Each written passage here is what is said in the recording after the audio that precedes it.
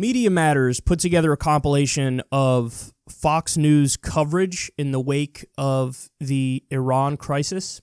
And specifically here, this is after Iran responded to U.S. aggression by attacking our military base in Iraq, one of our military bases in Iraq. Now, thankfully, they were super responsible, and they told the Iraqi government, who then told the U.S., like, hey, just so you know, this is what we're going to do, which is a way of saying wink, wink, nod, nod, get your people out of there, because Iran knows if they actually kill Americans, it's a wrap, and the U.S. is going to ground invade, and, you know, we're in 2003 all over again with the Iraq war, except significantly worse. Significantly worse. So it was actually really responsible of Iran to respond in that way, and a clever political maneuver, because they could go back to their own population and say, see, we went after the Americans, but then also there's a wink and a nod, and it's kind of giving the U.S. an off-ramp to war. But in the wake of Iran attacking that empty U.S. military base, what you're about to see is the coverage on Fox News.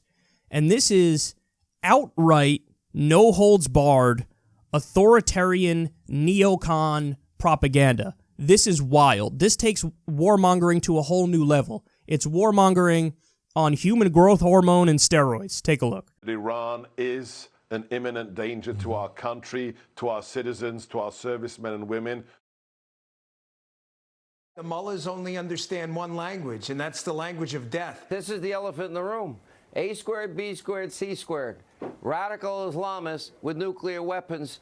Exactly. Equals a potential modern-day Holocaust. This regime, which is an evil regime, this is like if ISIS controlled a state, just Shia version. We will respond. We will leave that nation in tatters. And if there's a single leader left walking around Iran, we will hunt them down ourselves or the Mossad. There will be retaliation, and it will be disproportionate. They need to come back to the table for talks on their nuclear capabilities. They need to come back limping and begging, not seething. I think Colonel North nailed it.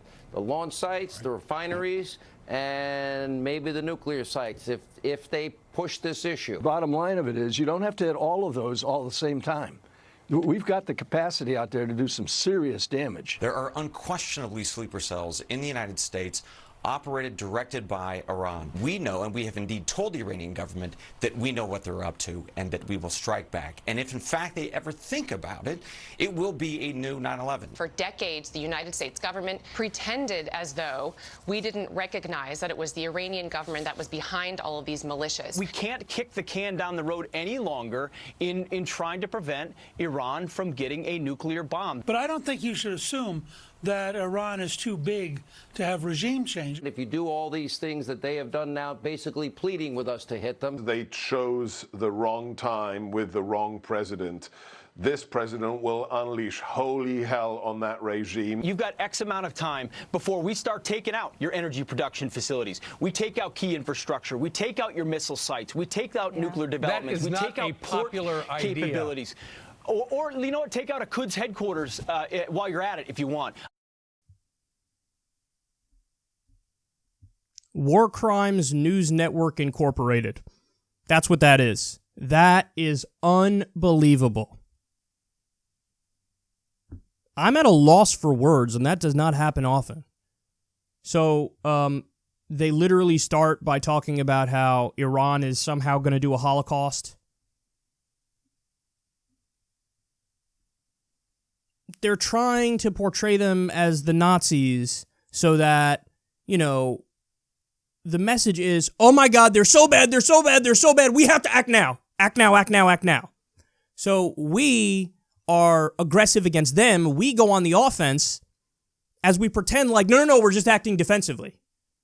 Guys, our military budget is like $1 gazillion, and theirs is like 37 cents in a Pop-Tart.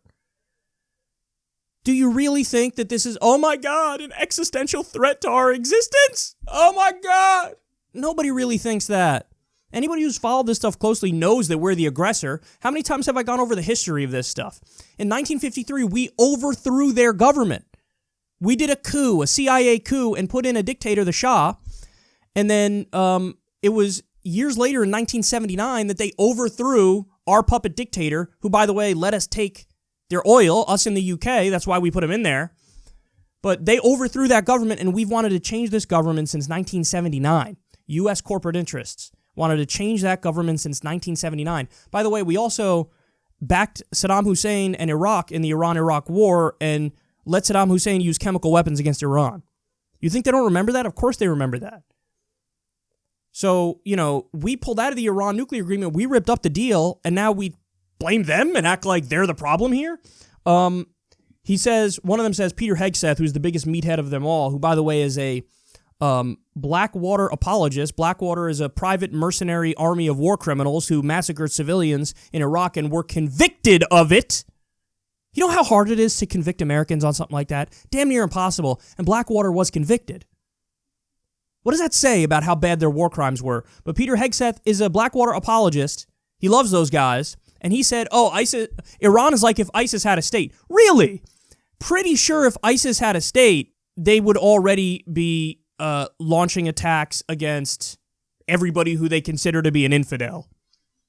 That's what they would be doing. How quickly would ISIS press that red button? Iran hasn't even created nukes, and they have conventional weaponry, and they're not offensively launching it against anybody. So that comparison is honestly insane. Totally numbskull comparison there. They're not remotely similar. And we've gone over it before that, the difference between Wahhabi Sunni fundamentalists and Shia Muslims, and it's night and day. The fundamentalist Sunnis are ISIS and Al-Qaeda and the terrorists. Shia are not that. That's not what they do. So it's just flat out incorrect, and it's terrible fear-mongering to a largely uneducated audience that's going to eat this stuff up, and they're really going to start to think Iran is like an ISIS regime. Guys, I hate to break it to you. If any government is closer to that, it's Saudi Arabia, because they are a fundamentalist Sunni government. Now, do I think that MBS is a true believer in the religion? No, I don't.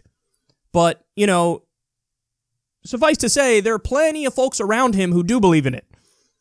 And, as evidenced by, 15 or 16 of the 19 hijackers on 9/11 were from Saudi Arabia. And they spread these radical Wahhabi mosques all around the world. So, and we've been in bed with that ideology before, and we are to this day. So as we arm and prop up jihadists like we do in Syria and Yemen, by the way, the militias on the ground are Al-Qaeda and jihadists, and we fund them. As we back them, we turn around and go, you're like ISIS. The guy who Trump killed, General Soleimani, was one of the top fighters against ISIS. So I can't express to you enough how insane that is and how wrong that is. He says he wants Iran to limp back to the table begging for a nuclear agreement. Except, guys, we had a nuclear agreement that was working, not according to Kyle Kulinski, according to the IAEA, the International Atomic Energy Agency. In no uncertain terms, they said Iran is following the deal. They said it over a dozen times. And we turned around and ripped it up. So you say you want a deal, but we already had a perfect deal where they weren't creating nukes, and we had verification of that, and we had a very detailed process of that. So what do you mean? They just want war. That's what it comes down to. This is the military-industrial complex propaganda network. Then Hannity calls for war crimes and says bomb, civilian infrastructure, oil refineries, for example. What did an Iranian oil worker ever do to you? Nothing. Well, plenty of them are going to die in that situation. And imagine for a second if Iran started bombing U.S. oil fields in Texas or, whatever, North or South Dakota. Imagine they started doing that. North or South Dakota is more fracking. But anyway, I digress. Point is clear. Imagine they started doing that. They don't care. They don't care about the civilian casualties over there. They don't care about international law. They can never again say we're the law and order party. We believe in law and order. You believe in it for everybody else except you. As the U.S. makes a mockery of international law, you scold everybody else and try to make them follow it perfectly. So it's unconscionable what they're saying here. And then we have the, flat out lies about, oh my God, there are sleeper cells in the U.S. Iranian sleeper cells, Iranian terror sleeper cells. My God, these guys are stupid. They're so stupid. Actually, that's not fair. I don't know if they're stupid or just lying. Probably a mix of both. But, there were reports the other day of, people of Iranian descent, even U.S. citizens of Iranian descent, being stopped at airports for hours at a time because They were being questioned by U.S. authorities. Hey, what do you think about the Iranian government? What do you think about the situation and how it's unfolding? There were many reports of this. Now, the government's denying it up and down, but, all at once, there were like dozens of reports separately. It wasn't like coordination or anything. People were saying, my family's stuck at the airport. These were big stories that blew up the other day. Do I believe the lying Trump administration, or do I believe, these countless stories that have come out all at once? I'm pretty sure I believe the stories. So this is how these guys think, man. And it's terrifying. And then you just have the flat-out calls for regime change. They are actively prodding the United States government to commit war crimes, illegally overthrow another government. And guys, this is all after we saw the devastation in Iraq, 2003, when we overthrew Saddam Hussein. We saw the devastation that continues to happen in Syria to this day. We saw what happened with Libya. It's a fail state with terrorists running it and open slave markets. Gee, you think, the regime change we did there was worth it? But they don't learn. They don't care. They have a very clear ideology. It's neocon, it's hawkish, and it is absolutely insufferable. I don't care what your political persuasion is. I don't care if you're a paleoconservative. I don't care if you're a libertarian. I don't care if you're a leftist. Whatever you are, we all got to get together and try to stop any further escalation and further acts of war with Iran. Because this makes everybody less safe. Iranian civilians, U.S. soldiers, and it's also, if we end up doing what I fear we're going to eventually do, it's going to also cost a tremendous amount of money. And these guys said it themselves, man. They were like, why don't we fix our own country? Why do we have troops deployed in Kabul and Kandahar when we can't even get clean water in Flint, Michigan? This is like a thing that Democrats and Republicans say. So we all got to stay together and we all got to fight back. But here's a clear example of Fox News. They're exposing themselves here. This is damning stuff, man. And this is terrifying stuff. This is like 2003 all over again, except maybe even worse, because this is more bloodthirsty than I've seen anybody. So, when somebody tells you who they are and what they are, believe them. These are all deep neocons. And they're really doing the bidding of the military-industrial complex here. And the American exceptionalists, the American supremacists who think we're better than everybody else and we have the right to do whatever we want and override international law. That is not a group of people you want to be in league with, that's for sure. Because that was some of the worst propaganda I think I've ever seen.